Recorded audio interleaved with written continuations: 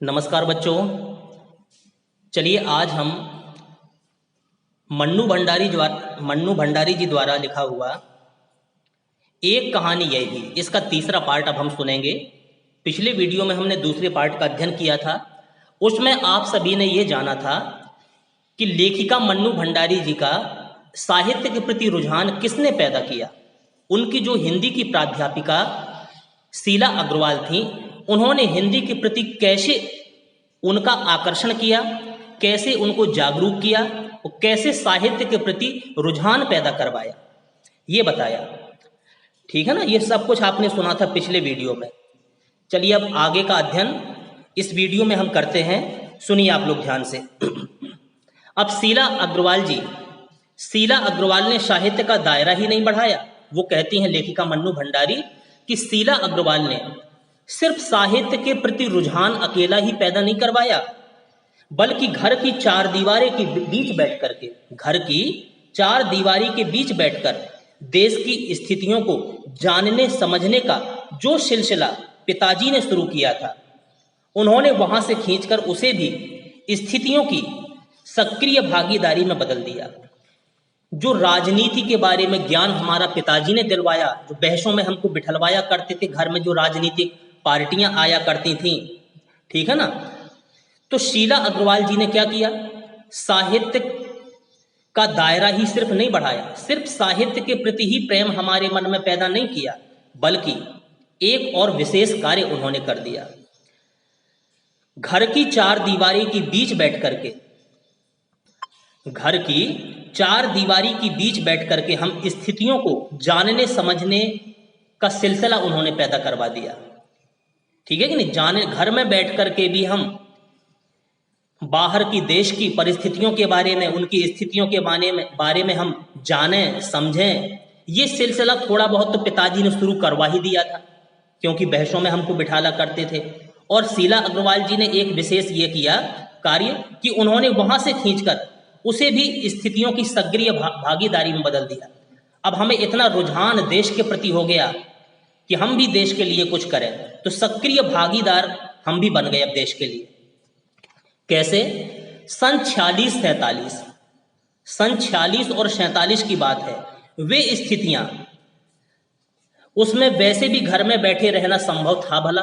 कैसे बैठे रहते जब सारे देश के प्राणी, देश के सभी स्त्री पुरुष नर नारी, बच्चों में उत्साह था अपने देश के लिए कुछ कर गुजरने का, कि देश से इन अंग्रेजों को हम खदेड़ भगाएं, तो भला मैं कैसे बैठती। तो हम क्या करते थे, जिस कॉलेज में हम लोग पढ़ते थे, हमारी काफ़ी सहेलियां वहां पर हो गई थी, मन्नू भंडारी जी कहती है। तो क्या करते थे, हम सारी सहेलियां इकट्ठा होकर के प्रभात फेरियां लगाते, प्रभात फेरी करते, ठीक है, और हड़ताल भी करवाया करते, जुलूस निकाला करते, भाषण, हर शहर का चरित्र था। ठीक है कि नहीं, सभी लोग इधर से उधर जो रहते थे लोग बाग अक्सर भाषण दिया करते थे देश के प्रति। तो भाषण, हर शहर का चरित्र था। पूरे दमखम और जोश खरोश के साथ इन सबसे जुड़ना हर युवा का उन्माद था। उस समय देश के जितने भी युवा थे, सबके हृदय में ये भावनाएं थीं कि अपने देश के लिए ये कार्य हो रहे हैं, हमारे देश के लिए ये प्रभात फेरियां निकाली जा रही हैं, देश के लिए ही, देश की स्वाधीनता के लिए हड़तालें करवाई जा रही हैं, जुलूस हो रहे हैं, भाषण हो रहे हैं। तो पूरे दमखम के साथ, जोश खरोश के साथ हम सभी हिस्सा लें। तो जब ये सारी क्रियाकलाप मैं देखा करती थी, मैं भी युवा थी, मेरी उम्र भी युवावस्था की थी, तो मैं युवा थी। और शीला अग्रवाल की जोशीली बातें, इतना बढ़िया वो पढ़ाती थी, इतने बढ़िया प्रवचन टाइप के दिया करती थी, भाषण स्पीच देती थी, कि उनकी जोशीली बातें सुन करके, उनकी बातों ने मेरी रगों में बहते हुए खून को लावे में बदल दिया, जैसे लावा हो गया हो मेरा खून। स्थिति यह हुई कि एक बवंडर शहर में हुआ था। एक स्थिति यह हुई कि जिस शहर में ये पढ़ती थी, वहां पर एक बवंडर हुआ, और एक घर में पिताजी की आजादी की सीमा यहीं तक थी कि उनकी उपस्थिति में घर में आए लोगों के साथ मैं उठूं बैठूं जानूं समझूं। मेरे पिताजी का ये मानना था, ये उनकी इच्छा थी कि बस मैं इतने दायरे तक सीमित रहूं कि घर में जैसे कि मीटिंग हो रही है, बहस हो रही, उसमें मैं बैठ जाऊं, देश की स्थितियों के बारे में मैं जानूं, समझूं। और उनको ये पसंद नहीं था कि हमारी बेटी जाकर के बाहर हड़तालें करवाए, जुलूस करवाए, है कि नहीं, आज़ादी के जुनून को लिए यहाँ से वहाँ घूमे फिरे सभी के साथ में, ऐसा उनको अच्छा नहीं लगता था। ठीक है कि नहीं। तो पिताजी की सिर्फ यही इच्छा रहती थी कि घर में आए हुए उपस्थित लोगों के साथ में उठूं और बैठूं, जानूं समझूं।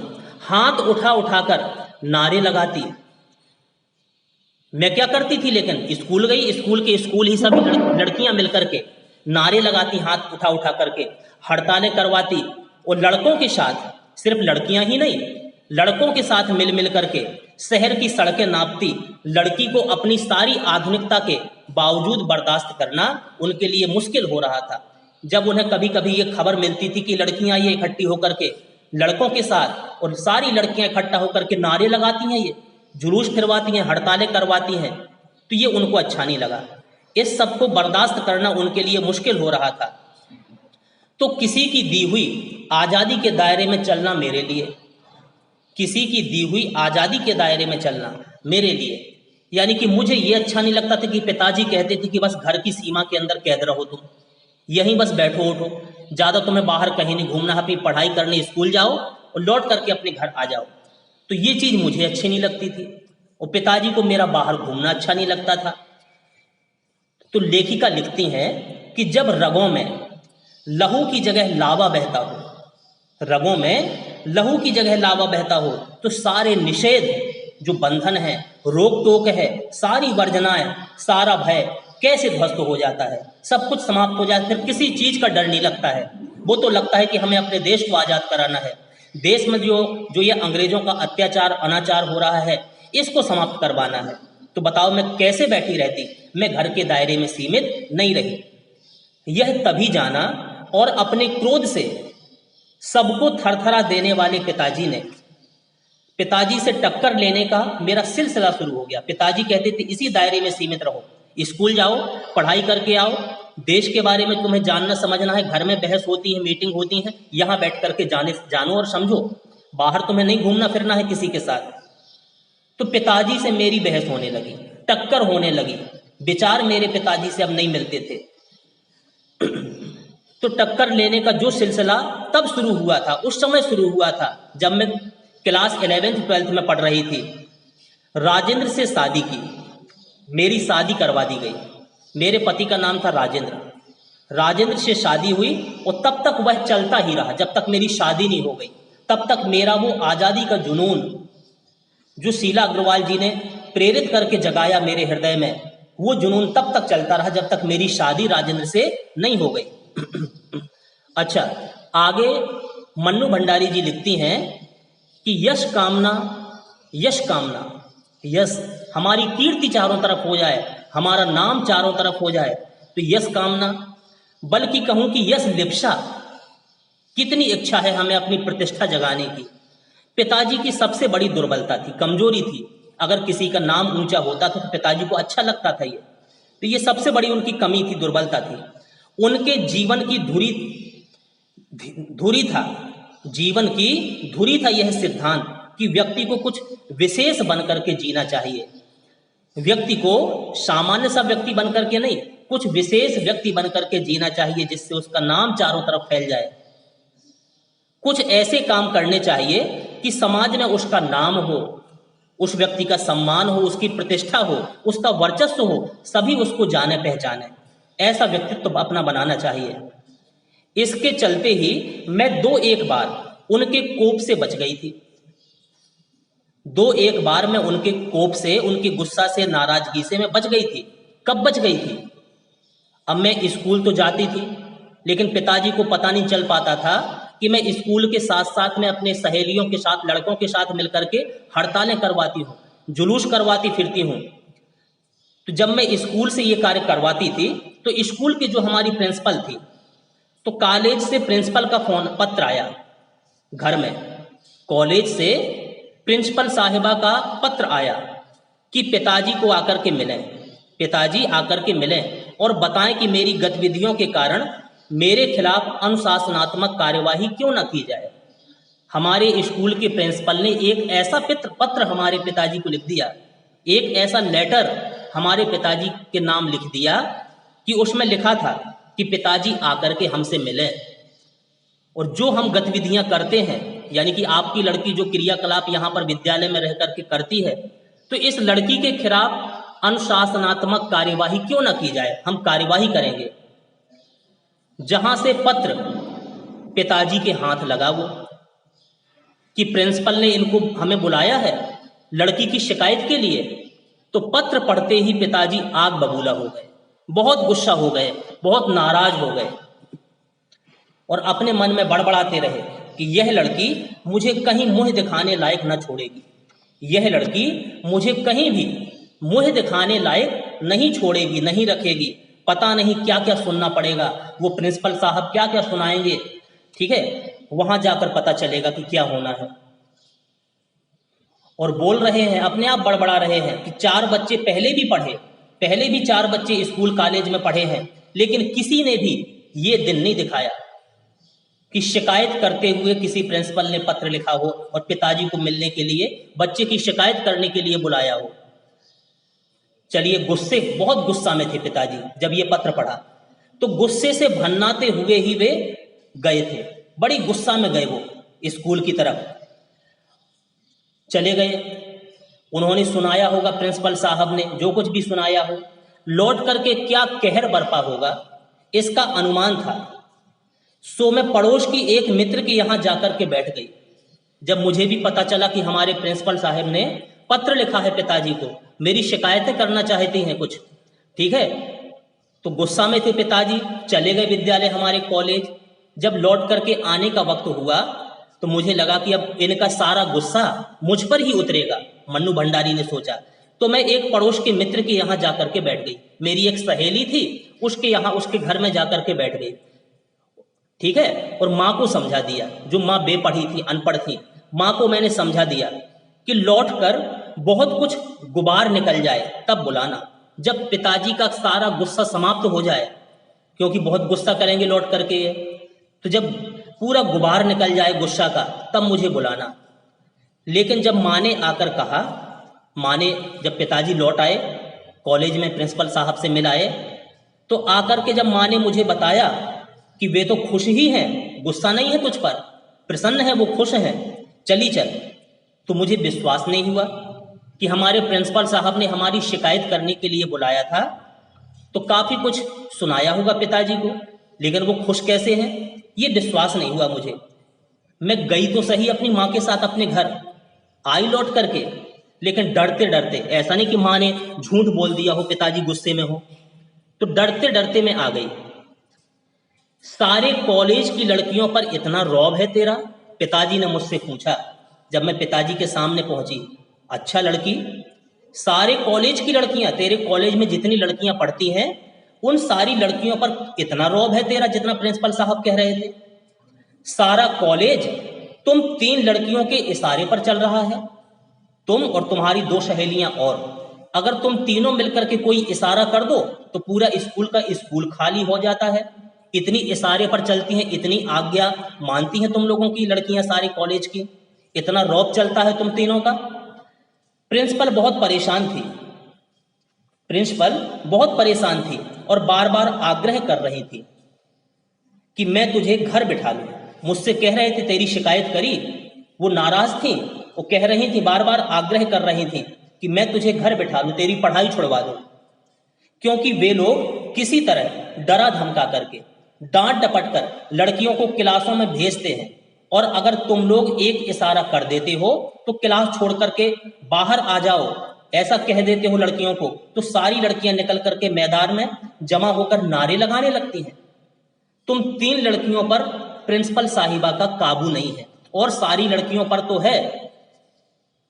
डांट डपट करके वहां के टीचर, प्रिंसिपल सारी लड़कियों को क्लास में भेज देते हैं, लेकिन अगर तुम 3 लड़कियों ने उनको इशारा कर दिया, उनको एक बार आवाज लगा दी कि मैदान में आ जाओ, तो सभी की बात नकारते हैं वो सारा कॉलेज, सारी लड़कियां निकल करके मैदान में आ जाती हैं और नारे लगाने लगती हैं। इतना रौब है तुम तीनों का, तुम लोगों के मारे कॉलेज चलाना मुश्किल हो गया है। उन लोगों के लिए। ऐसा प्रिंसिपल साहब कह रहे थे कि इन 3 लड़कियों के पीछे ये कॉलेज चलाना मुश्किल हो रहा है। कहाँ तो जाते समय पिताजी मुंह दिखाने से घबरा रहे थे। जब गए थे पिताजी प्रिंसिपल साहब के यहाँ तो मुंह छिपाते हुए, ठीक है ना, मुंह दिखाने से घबरा रहे थे, ना जाने कैसी बातें सुनना पड़ेंगी। और कहाँ बड़े गर्व से कह करके आए पिताजी, उनने कहा कि मैं तुम्हारी प्रिंसिपल साहिबा से कह करके भी आया हूँ। बड़े गर्व से कह करके आए कि यह तो पूरे देश की पुकार है, ये तो पूरा देश चाहता है कि देश हमारा आजाद हो जाए, स्वाधीन हो जाए। इस पर कोई कैसे रोक लगा सकता है? देश को तो आजाद होना ही है। बेहद गदगद स्वर में, बड़े भावुक स्वर में पिताजी यह सब मुझे सुनाते रहे और मैं अवाक सुनती रही, आश्चर्यचकित होकर के कि इतना गुस्सा होने वाले पिताजी आज कितने खुश हैं मुझ पर, है कि नहीं? मुझ पर फक्र पैदा कर रहे हैं, मुझ पर गर्व महसूस कर रहे हैं। मुझे ना अपनी आंखों पर विश्वास हो रहा था उस समय जब पिताजी बोल रहे थे, ना अपने कानों पर यह हकीकत थी। पिताजी मुझ पर गर्व का अनुभव कर रहे थे। चलिए, एक घटना तो यह घटित हुई। अब दूसरी घटना सुन लीजिए। और एक घटना और, आजाद हिंद फौज, आजाद हिंद फौज के मुकदमे का सिलसिला था। आजाद हिंद फौज के मुकदमे का सिलसिला था। सभी कॉलेजों, सभी स्कूलों, दुकानों के लिए हड़ताल का आह्वान हो रहा था। आजाद हिंद फौज का मुकदमे का सिलसिला चल रहा था उस समय। तो उस समय जब मुकदमा चल रहा तो सारे कॉलेज, सारे स्कूल, सारी दुकानों को बंद करवाया जा रहा था। हड़ताल का आह्वान लोग बाग, भारतीय लोग कर रहे थे। और जो नहीं कर रहे थे तो छात्रों का एक बहुत बड़ा समूह, सारे कॉलेज के छात्र इकट्ठा होकर के वहां जा करके वो करवा रहे थे सबकी दुकानें बंद। शाम के वक्त अजमेर का पूरा विद्यार्थी वर्ग, जितने कॉलेज थे सभी कॉलेज के सारे विद्यार्थी, अजमेर का पूरा विद्यार्थी वर्ग चौपड़ पर इकट्ठा हुआ। चौपड़ क्या कहलाता था? वहां का एक मुख्य बाजार का चौराहा था जिसको चौपड़ कहते थे। वहां पर इकट्ठा हुआ और फिर खूब भाषणबाजी हुई। सभी ने जिसके जैसे मन में आया भाषण दिया। इस बीच पिताजी के एक निहायत दकियानूशी मित्र ने घर आकर अच्छी तरह पिताजी की लू उतारी। वहां पर मैंने भी भाषण दिया। उस चौराहे पर, बाजार के चौराहे पर मैंने भी भाषण दिया जोश खरोश के साथ। तो मेरे भाषण को पिताजी के एक दकियानूसी, यानी कि पुराने ख्यालात वाले, जिनकी पुरानी सोच थी, ऐसे मित्र मेरा भाषण सुन रहे थे वहां पर।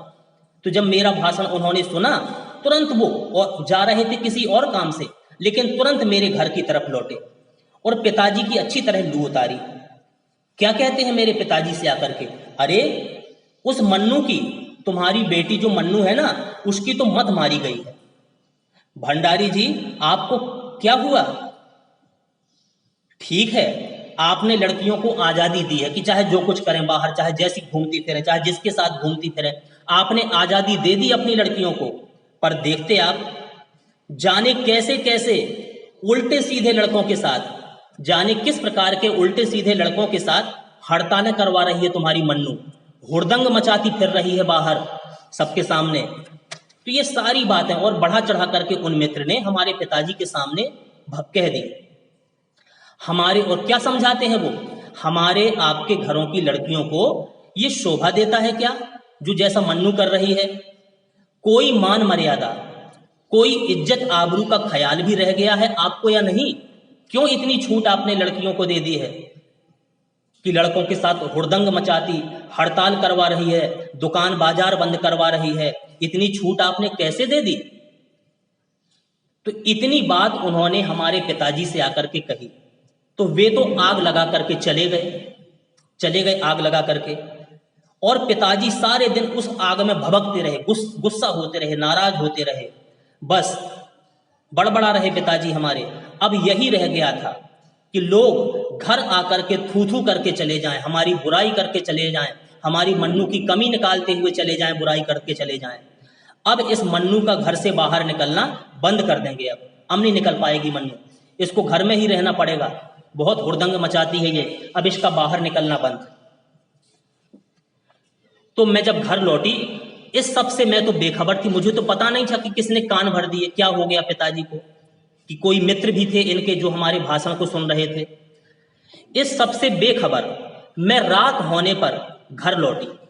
जब रात का प्रहर शुरू हो गया तब मैं घर लौटी तो पिताजी एक बेहद अंतरंग और अभिन्न मित्र ही नहीं, पिताजी के एक बेहद अंतरंग, बहुत ही आत्मीय भाव रखने वाले एक मित्र, बहुत ही अभिन्न मित्र थे।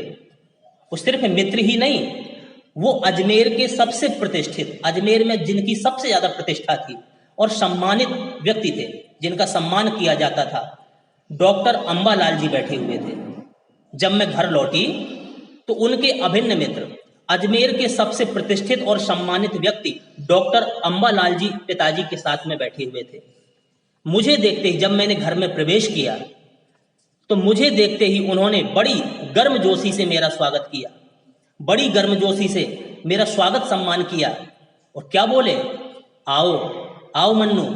मैं तो चौपड़ पर तुम्हारा भाषण सुनते ही, जब तुम्हारी स्पीच मैंने चौपड़ पर सुनी, तुम्हारा भाषण तो सुना, तो सीधा सुन करके मैं सीधा भंडारी जी को बधाई देने चला आया, बधाई देने तुम्हारे पिताजी के पास में चला आया। I am really proud of you, मुझे वास्तव में तुम पर गर्व है। क्या तुम घर में घुसे रहते हो भंडारी जी? अब पिताजी से कह रहे थे वो उनके मित्र, क्या तुम घर में घुसे रहते हो भंडारी जी? अरे घर से निकला भी करो, यू हैव मिस्ड समथिंग।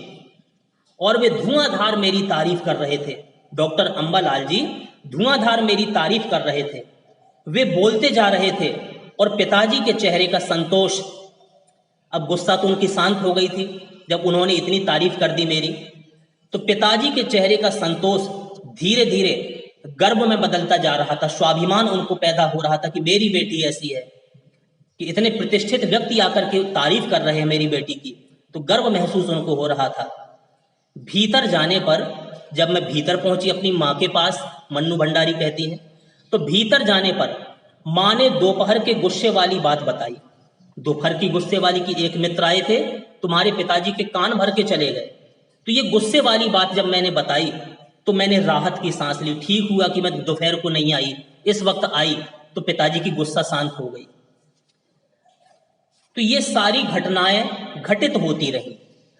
अब लेखिका, जब मन्नू भंडारी कहती, जब मैं लेखिका बन गई, आज पीछे मुड़कर देखती हूं तो इतना तो समझ में आता ही है, क्या उस समय मेरी उम्र थी जब मैंने भाषण दिया होगा, कैसे मेरे मुख से शब्द निकले होंगे उस समय मेरी उम्र क्या थी और क्या मेरा भाषण रहा होगा, मैं उस पर विचार करती हूं। अरे यह तो डॉक्टर साहब का स्नेह था जो उनके मुंह से प्रशंसा बन करके बह रहा था, उनका स्नेह था मुझ पर जो प्रशंसा बन करके बह रहा था।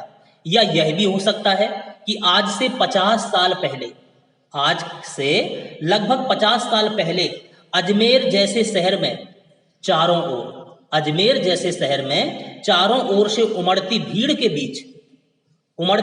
बीच एक लड़की का, एक साधारण सी सामान्य सी लड़की का बिना संकोच के और बिना झिझक के यो धुआंधार बोलते चले जाना ही इसके मूल में रहा हो। पर पिताजी कितनी तरह के अंतर विरोधों के बीच जीते थे। हमारे जो पिताजी थे कितने अंतर विरोधों के बीच जीते थे वे। एक ओर विशिष्ट बनने, विशेष कुछ करने के लिए और बनाने की प्रबल लालसा थी कि हमारे बच्चे विशेष बन करके जिए, सामान्य व्यक्तियों की भांति जीवन ना जिए, और दूसरी ओर अपनी सामाजिक छवि के प्रति भी उतनी ही सजगता कि हमारी छवि भी धूमिल ना हो और हमारे बच्चे अच्छा कार्य करें, ऊंचे पद पर पहुंचें, नाम पैदा करें, और दूसरी तरफ कोई ऐसा कार्य ना करें कि जिससे हमारी छवि, हमारा चेहरा धूमिल हो जाए, हमारा नाम डूब जाए। पर क्या यह संभव है? क्या पिताजी को इस बात का बिल्कुल भी एहसास नहीं था कि इन दोनों का तो रास्ता ही टकराहट का था, रास्ता ही टकराहट का है। अब आगे मन्नू भंडारी जी लिखती हैं, सन 47 के, अब सन 47 आ गई, 1947 मई महीने में, 1947 मई, जून जुलाई अगस्त 3 महीने बाद हमारा देश आजाद होता है। सन 47 के मई महीने में शीला अग्रवाल को कॉलेज वालों ने नोटिस थमा दिया, कॉलेज वालों ने नोटिस दे दिया उनको। और क्या लिख दिया उनके नोटिस में कि लड़कियों को भड़काने के लिए, ये शीला अग्रवाल लड़कियों को भड़काती है, तो लड़कियों को भड़काने और कॉलेज का अनुशासन बिगाड़ने के आरोप में उनको नोटिस दे दिया। इस बात को लेकर के हुड़दंग न मचे, इसलिए जुलाई में, बर्थ ईयर में, जुलाई में जब मैं 3rd ईयर में पहुंच गई, तीसरी साल में, तो तीसरे साल की क्लासेस बंद करके हम 2-3 छात्राओं का प्रवेश निषिद्ध कर दिया। शीला अग्रवाल को नोटिस थमा दिया। हम जो 3 छात्राएं थी जो हुड़दंग मचवाते थे, हड़तालें करवाते थे, इनका प्रवेश निषिद्ध कर दिया, रोक लगा दी कि इनको एडमिशन स्कूल में नहीं मिलेगा। तो हुड़दंग तो अब हमें स्कूल में जब प्रवेश नहीं दिया जा रहा, तो हुड़दंग तो बाहर रहकर भी इतना ज़्यादा मचाया कि कॉलेज वालों को अगस्त में आखिर 3rd ईयर खोलना ही पड़ा। 3rd ईयर फिर चलाना ही पड़ा उनको। जब चलाना पड़ा तो बड़े प्रसन्न हो गए, हम बड़े खुश हुए, जीत की खुशी कि हम जीत गए, कॉलेज वालों को हमने परास्त कर दिया। ये 3rd ईयर चलाना न चाहते थे लेकिन हमने चलवा लिया, तो बड़ी खुशी हुई, जीत की खुशी। पर हमारी सामान्य सी थोड़ी सी खुशी के आगे सामने खड़ी बहुत बहुत चिर प्रतीक्षित खुशी के सामने, जो बहुत लंबे समय से खुशी का इंतजार था, उस खुशी के सामने वो हमारी छोटी सी खुशी बिला गई। वो कौन सी खुशी थी? शताब्दी की सबसे बड़ी उपलब्धि, शताब्दी की सबसे बड़ी उपलब्धि 15 अगस्त 1947, जब हमारा देश आजाद हो गया। अंग्रेज लोग हमारे देश को छोड़ करके भाग गए, उनको हमने अलग कर दिया, वो खुशी। चलिए, अब अगर आपसे प्रश्न पूछ दिए जाएं इस पाठ के, ये पाठ तो आप समाप्त होता है, कुछ 2-3 महत्वपूर्ण प्रश्न हम बता दें आपको। लेखिका के व्यक्तित्व पर किन किन व्यक्तियों का और किस रूप में प्रभाव पड़ा? लेखिका के व्यक्तित्व पर किन किन व्यक्तियों का और किस रूप में प्रभाव पड़ा, इसको आपको अपने शब्दों में आंसर देना है। तो लेखिका के व्यक्तित्व पर उससे 2 साल बड़ी बहन सुशीला, पिताजी हिंदी प्राध्यापिका शीला अग्रवाल और पिताजी के घनिष्ठ मित्र डॉक्टर अंबालाल जी का प्रभाव पड़ा। लेखिका का रंग कैसा था? सांवला था। उसकी बड़ी बहन जो सुशीला थी, उसका रंग गोरा था। पिताजी सुशीला को चाहते थे और लेखिका की उपेक्षा करते थे। परिणाम स्वरूप लेखिका के मन में हीन भावना पैदा हो गई और लंबे समय तक वह उनके व्यक्तित्व का अंग बनी रही, हीन भावना। पिताजी से उन्होंने घर और समाज दोनों जगह प्रतिष्ठा बनाए रखने की विचारधारा को अपनाया। उनके व्यवहार ने लेखिका के मन में आक्रोश और क्रांति के भाव पैदा कर दिए। जो हिंदी प्राध्यापिका शीला अग्रवाल थी, उन्होंने कई प्रकार की पुस्तकें दी, तो पुस्तकों के चयन के साथ साथ साहित्य के प्रति और साहित्यकारों के प्रति रुचि पैदा कर दी। उन्होंने लेखिका को जीवन में एक नया रास्ता दिखाया। हमें यह कहने में बिल्कुल संकोच नहीं होता है कि लेखिका के व्यक्तित्व निर्माण में शीला अग्रवाल का विशेष योगदान था। डॉक्टर अंबालाल जी, जो लेखिका के पिताजी के अभिन्न मित्र थे, उन्होंने लेखिका के भाषण की प्रशंसा करके उन्हें क्रांति के पथ पर बढ़ने की प्रेरणा भी दी। तो इन सब का योगदान, ठीक है, इनके व्यक्तित्व पर पड़ा लेखिका के। अच्छा, दूसरा प्रश्न, इस आत्मकथ्य में लेखिका के पिता ने रसोई को भटियार खाना क्यों कहा है? रसोई को भटियार खाना क्यों कहा है? तो इसलिए कहा है, इसलिए भटियार खाना संबोधित किया है रसोई को, कि उनका मानना था कि रसोई घर की भट्टी में महिलाओं की जो प्रतिभा होती है, उनकी क्षमता होती है, वो जल करके राख हो जाती है। उन्हें रसोई के कामों में उलझकर अपनी कला, अपनी प्रतिभा और अपनी क्षमताओं का दमन करना पड़ता है। इसलिए रसोई क्या है? भटियार खाना। अच्छा, एक प्रश्न और हम पूछ दें कि वह कौन सी घटना थी जिसको सुनने पर लेखिका को ना अपनी आंखों पर विश्वास हो रहा था और ना अपने कानों पर? कौन सी घटना वो घटित हुई थी? तो आप लिख सकते हो, आपने पाठ पढ़ लिया है कि सन 46-47 के स्वतंत्रता आंदोलन के दिनों में लेखिका और उसके साथ की 2-3 लड़कियां अक्सर क्या किया करती थी? कॉलेज में नारेबाजी, हड़तालें करती रहती थी, जिस कारण से कॉलेज प्रशासन को चलाने में असुविधा हो रही थी। एक दिन कॉलेज की प्रिंसिपल ने लेखिका के घर पत्र भेजा, जिसमें उसके प्रति अनुशासनात्मक कार्यवाही की बात कही गई थी। पत्र पढ़ते ही लेखिका के पिता क्रोध से तमतमा जाते हैं। उन्होंने कहा कि ये लड़की हमें मुंह दिखाने लायक न छोड़ेगी। पता नहीं इसके विषय में अब उन्हें क्या क्या सुनना पड़ेगा। पिताजी घर से गए तो गुस्से में थे, लेकिन वहां से आए जब वो खुश थे। उन्हें यह जानकर बहुत गर्व हो रहा था कि पूरा कॉलेज केवल 3 लड़कियों के इशारे पर चलता है। प्रिंसिपल ने लेखिका को घर पर रखने का आग्रह भी किया था, वे लड़कियों को जैसे तैसे कक्षाओं में फिर बैठाते हैं, लेकिन उनके एक इशारे पर सारी लड़कियां कक्षाएं छोड़ करके मैदान में इकट्ठी हो जाती हैं, नारे लगाती हैं। इसके कारण उन्हें कॉलेज चलाना मुश्किल हो गया था। ये सब बातें जब पिताजी ने सुनी तो पिताजी बड़े खुशी भरे स्वर में बता रहे थे मुझसे ये सारी बातें। लेखिका को उस समय जब पिताजी इतनी प्रसन्नता से इन बातों का वर्णन कर रहे थे तो मुझे ना अपने आंखों पर विश्वास हो रहा था, ना कानों पर विश्वास हो रहा था। तो ये पॉइंट आप लिख सकते हैं, ठीक है ना। चलिए एक प्रश्न और सुन लीजिए और पाठ को हम समाप्त करेंगे। लेखिका की अपने पिता से वैचारिक टकराहट, विचारों की टकराहट पिताजी से कैसे होती रहती थी, अपने शब्दों में लिखिए। तो लेखिका ने उत्तर में सुनिए आप, लेखिका ने जब होश संभाला तभी से पिताजी से उनकी किसी न किसी बात पर टकराव होता रहता था। बचपन से ही उनके पिताजी ने उन्हें हीनता की भावना उत्पन्न कर दी थी, क्योंकि वो रंग की काली थी, ठीक है कि नहीं, और दुबली मरियल सी थी। लेखिका के अंदर उनके पिताजी कुंठा और प्रतिक्रिया के रूप में प्रतीक्षाया बनकर रहते थे। स्वतंत्रता आंदोलन के दिनों में जब लेखिका लड़कों के साथ नारे लगाती, हड़तालें करवाती, शहर की सड़कों पर घूमती थी तो पिताजी को सहन नहीं होता था और वे उसे ऐसा करने से मना करते थे। और लेखिका को घर में बैठ करके दूसरों द्वारा दी जाने वाली आज़ादी पसंद नहीं थी, ठीक है। लेखिका का कहना था कि हम दूसरों की भांति घर में घुस करके बैठ जाएं, हम क्यों ना जाएं।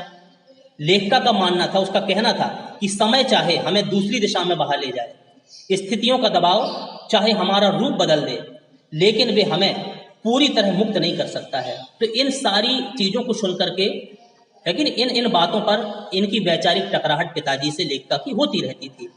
तो ये पाठ समाप्त होता है आपका मन्नू भंडारी जी द्वारा लिखा हुआ एक कहानी यह भी, ठीक है ना। तो इस पाठ को आप अच्छी तरह से पढ़ते रहिए, समझते रहिए, कहीं कोई दिक्कत है बराबर पूछते रहिए। तो इस वीडियो को अब हम यहीं समाप्त करेंगे। धन्यवाद।